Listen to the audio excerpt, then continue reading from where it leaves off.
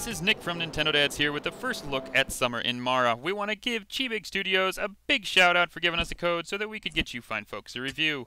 Summer in Mara is a 3D adventure game with crafting, farming, fishing, diving, mining, sailing, and treasure hunting. That's not even all, but it's a quick synopsis of some of the things you can do.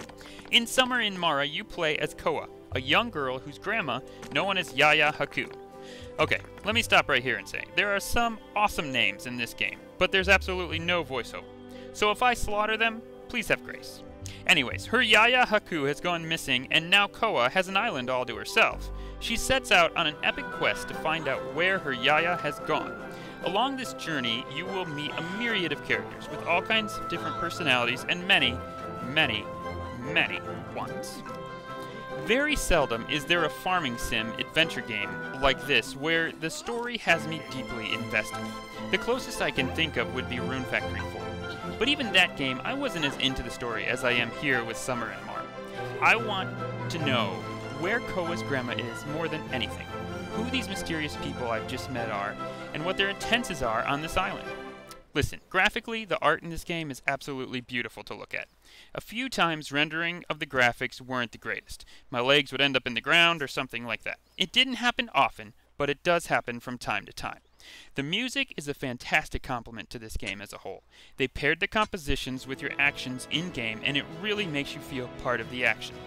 My only complaint here is every once in a while, the music comes to an abrupt halt, and can oftentimes really pull you out of the game. I think they are going for a Breath of the Wild ebb and flow of music as you roam the world, and most of the time it works absolutely fabulous. A few instances though, the music stops and the ambient sound hasn't yet kicked in, so you're left with no sound at all.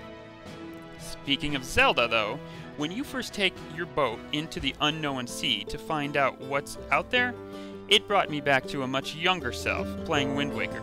That probably dates me a little bit. And taking Link into the unknown ocean to explore. It legit gave me chills. This game is driven by the unknown and uncovering mysteries and secrets in the story and in the world one at a time. The just one more quest vibe in this game is super strong. There are 30 islands to explore. I'm only about 6 islands in so far. So let's talk mechanics. There's fishing and digging for treasure, but they are not like you would expect, not like you would see in Animal Crossing fishing and digging, where you wander your world and fish wherever you want, dig a spot wherever you want. There are certain fishing spots in Summer in Mara where you can fish. Then you need thread and the right bait. It pulls up a mini game of sorts that allows you to fish. The same with the shovel. You can only dig in certain spots. This is not the end of the world by any means, but it is more restrictive than we are used to seeing in more popular types of games like this. There is also a diving mechanic in this game. As with fishing, there are only certain spots you can dive, and you have to buy a pair of goggles each time. The controls are wonky and a little confusing to me, and you don't have long to figure them out as Koa's oxygen gauge depletes quite quickly. I found you could use bubbles to get more oxygen, but it still is not the easiest to understand. For farming, there are several plots of land in front of your house that you can plant seeds. You don't have the ability to move these plots, at least I haven't been given that ability yet. As for planting trees and bushes, this is very open on your island. You can plant them wherever you'd like, and you can cut them down whenever you want. By the way, watering in Summer in Mara is fantastic. You're just running around with a bucket of water over your head. It gets done super quick. It's not tedious. It's the best watering mechanic I've seen in any game to date. Finally, the crafting system. All the crafting is done on your island in your house. I wish and hope they let me craft in a different spot so I don't always have to go back to my house to craft. It's pretty generic, find the ingredients, craft the item. It does let you craft multiple items at once. Animal Crossing, take note. So far, the story is spot on.